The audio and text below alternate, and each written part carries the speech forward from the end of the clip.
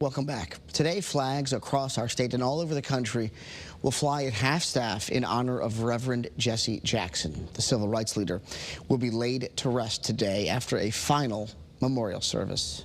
The tribute ceremony was also held yesterday in Chicago, where he spent the majority of his adult life fighting for racial equality and LGBTQ rights. Former presidents Joe Biden, Barack Obama, and Bill Clinton all spoke, with former President Obama crediting Jackson for much of his own success. Because of his courage, his audacity, that 2 decades later, a young black senator from Chicago's South Side would even be taken seriously as a candidate for the presidential nomination. And more tributes continue to pour in.